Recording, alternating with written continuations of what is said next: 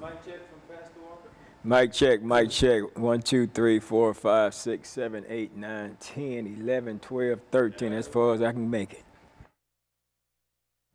Musically motivated and mobilizing. Okay, we got Pastor T. Perkins, 1, 2, 3, 4, 5, 6, 7, 8, 9, 10, 11, 12.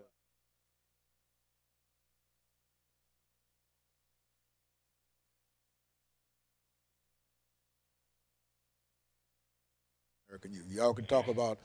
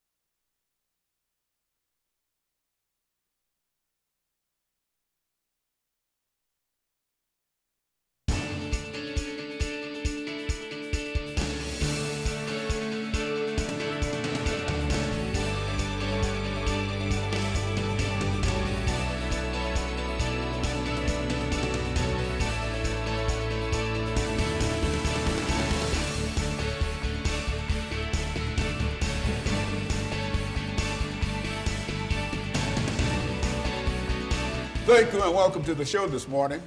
The topic this morning is musically motivating and mobilizing African American youth.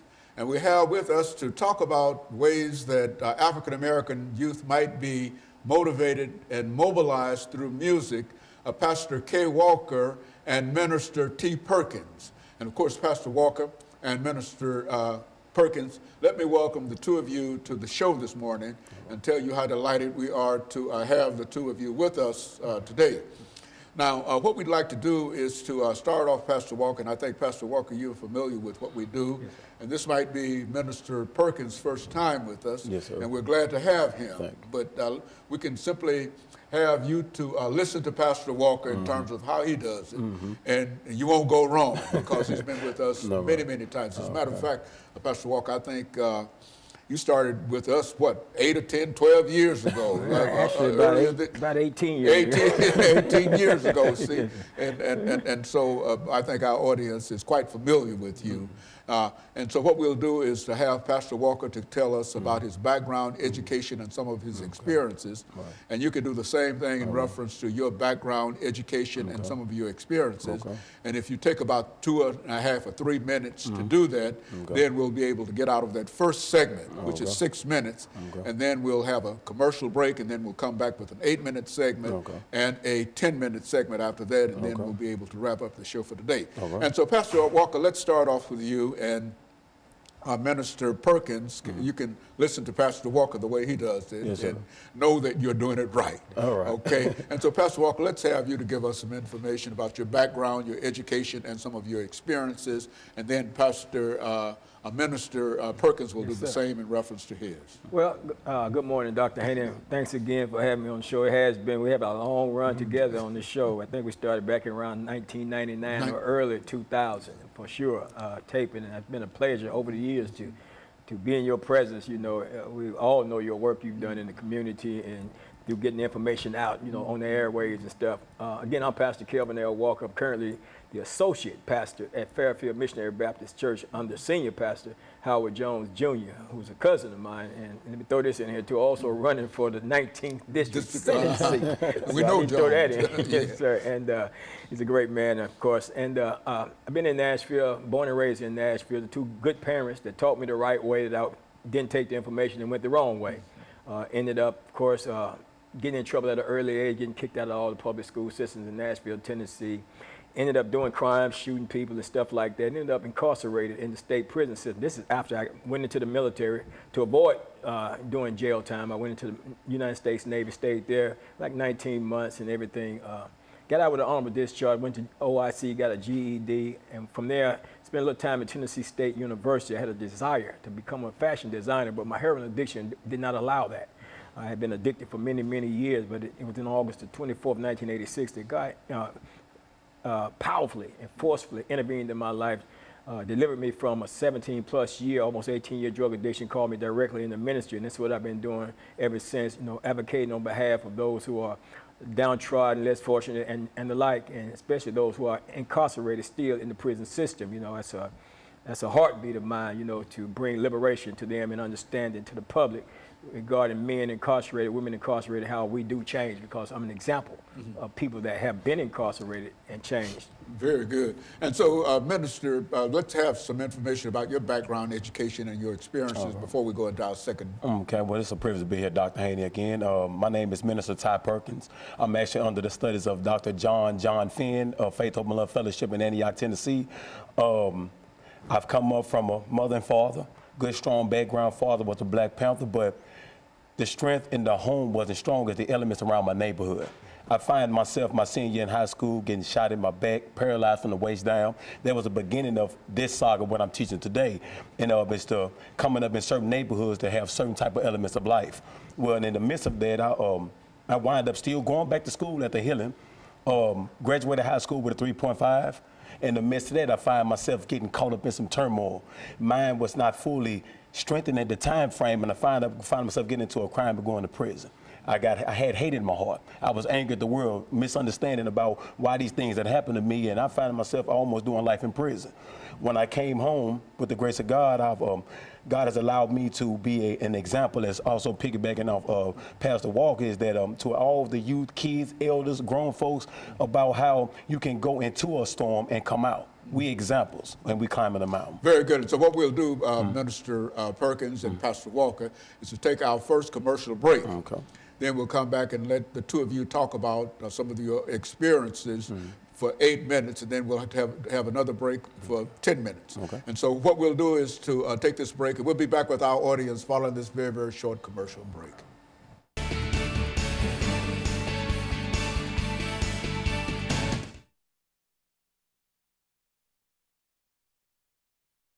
Pick up with you, and you know the topic, and just start off, and we've got 8 minutes. Okay. Talk for about 2 minutes. Okay. You go for about 2 minutes, and then we'll come back to you, and then we'll end that segment with you, and then we'll have a 10-minute segment to go, and we'll be out of this first segment. But I like this. Okay, I like good. this because we're going to get two shows right here. Yeah. Okay. Yes, sir. So that's and so what we'll do when we come back, I'll start it off again. The topic is musically motivating and mobilizing African American youth, and then we'll start with you. And you pick up where you left off, really, if you want to, and talk for about 2 minutes, and then let Pastor Walker talk for a couple of minutes, and then we'll throw it back to you, and then we'll end it with him for that segment. Okay. All right. Yeah, I like this. Stand by.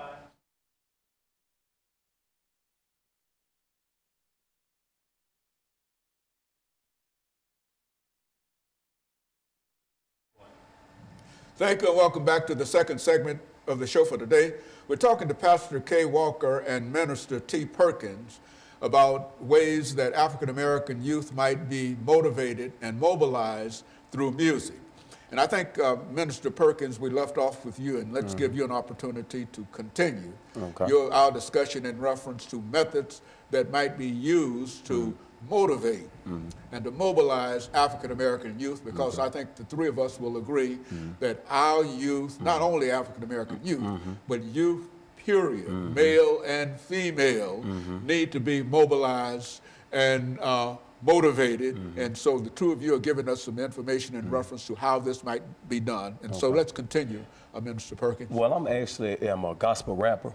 And God had called me to that gift because of that one reason. And to just be brief about it, it's basically like this. Today, these kids are destroyed because of lack of knowledge. They don't understand who they are and whose they are. They don't understand their purpose and no one to direct them into their path. Well, this music that I call gospel rap is a way of enlightening them on how to be able to, it's instructions. And it's basically to be able to relate to them without compromising. And it's also to give them a language that they speak in. People ask me all the time, what is gospel rap? Let's put it like this. The word of God is spiritual food, okay, right? So that means that with spiritual food, some people like certain seasoning on their food. Well, I'm that certain type of seasoning for these kids to eat. Some people don't like Chinese food, some people don't like Mexican food. At the same way, when it comes down to the word of God, there's a certain way that drafts to certain people. You know, Paul said in the Bible that I became as all things, by all means I might save some. So this is a tool and a way to relate to them and give them the food that they need. Very good. And Pastor Walker, you've been involved with this for a long time. Yes, I have, Dr. Haney. And I understand, you know, when you talk about musically motivating and mobilizing, when we say musically, because music plays a heavy influence in all areas of life. You know, it's music. People hear music. People respond to music. And what's happening now, back in my generation coming up, you know, I was out there when I was out there in the street, when I was hustling and I was doing my thing out there in the street. There was still a music coming up in my generation that was encouraging, motivating, empowering music. You know. And because James Brown was screaming out, "Say it loud, I'm black and I'm proud," you know, and Harold Melvin and them telling them, "Wake up, everybody, no more sleeping in bed," you know. So we getting some music. And Marvin, he kicking his lyrics out there, inner city blues, you know. All of this was encouraging music. It was opening our eyes to what was really going on. And then here comes the blaxploitation movies. They brought that in. They put Superfly out there. They put the Mac out there, across 110th Street, and all these different types of movies that were designed to infiltrate our mindset back then. And so that worked to a particular sense, but at the same time, those movies out there, James was still screaming out, "Say it loud, I'm black and I'm proud." So the music, which is over the radio, which gets more listeners than the movie theaters, was having a more greater effect. So they had to come up with another plan.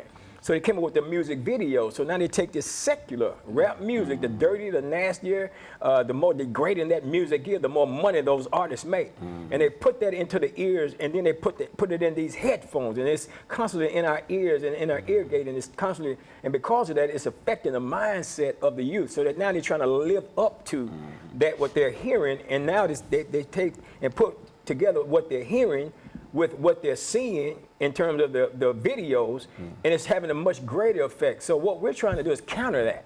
See, it's about, you know, the beat attracts. The lyrics change and encourage and fulfills, and that's what this gospel rap is all about. We put the beat, they put the beat out there. I don't do no rap, you know what I'm saying? Sometimes I can't understand. I listen to gospel records. I got some CDs, but it's the beat that gets their attention, and then it's the lyrics that motivates changes their mind, and then we can encourages them to mobilize go them. whatever the words are within the rap music, that encourages them to do whatever that is. Because it's a positive message, and we can drill that positive message in them in the same way. It's gospel rap is the antidote to the poisonous secular rap. You know what I'm saying? And this is what the gospel rap artists out here who I embrace wholeheartedly are doing, because we understand something. If you want to reach our youth, and we're not just talking about African-American youth, but you got to be real with this thing, Dr. Haney. We're the most profiled, we're the most arrested, we're the most incarcerated, you know, we're the most degraded, we're the most targeted in whatever it is. So it's natural for me, being an African-American man, to reach out to my people. It's a natural thing. You can call me what you want to, but I know who I am. So it's a natural thing for me to reach out to African-American youth, especially when we're being systematically pushed to the side. Minister Perkins. Basically, and to piggyback off that again, it's like there is a new wave of era that's came. There's a new language and a new mind state. And with this music that we are hearing today, it's like even me coming up in this millennial era, I've noticed that the music is poison. It's poisoning our kids. It's telling them a paradigm that don't exist. They don't tell you about the bond money. They don't tell you about during the time. They don't tell you about when you don't get to see your family, your kids, or you never go home again. They don't tell you about the mothers or the kids or the families that are suffering because of the violence that are being spoken in these songs. And God had put something in my spirit to a point that you got to be tired of being sick and tired. We are the most prophetic. We are the most undereducated, the most economically inclined. We exploited. Exactly, exploited. We are, every time you hear of a black male or a black man, there's something negative. And we just, all I want to do is just take this tool. This tool is it's a weapon. It's a spiritual weapon that can transform the way you think. The Bible said, be not conformed to this world, but be ye transformed by the renewing of your mind. These kids are being taught this because there's a systematic way, let's be honest. There's a systematic way that's telling them that, oh, you're a gangbanger, you're a drug dealer, you're a killer, you're a thought. You know what, you're the next man's baby mama. You're not a wife, you're not a husband, you're not a law-abiding citizen, you're not a man. And what we have to do is to take the same thing that the enemy is using, because the Bible said the weapons that we fight with are not flesh and blood. We are fighting against a spiritual wickedness that's poisoning our kids because they are chosen. These African-American kids are chosen by God. See, we're really not telling the truth. These are chosen, appointed kids by God, and the wrath of God is on the children of disobedience. So if I can put, the devil can put a seed in their mind and tell them that they're not who God wants them to be, then they're going to portray it. So what we're here to do is to take that same language that the devil used to pull them away, and we're going to take that same language and bring them back to God. And so, Pastor, you think that this is a very, very important method whereby we might be able to reach out to some of our youth, because there is a need to do that. It is. I mean, it's the most effective tool that God has put into play that's designed to pull the youth back away from the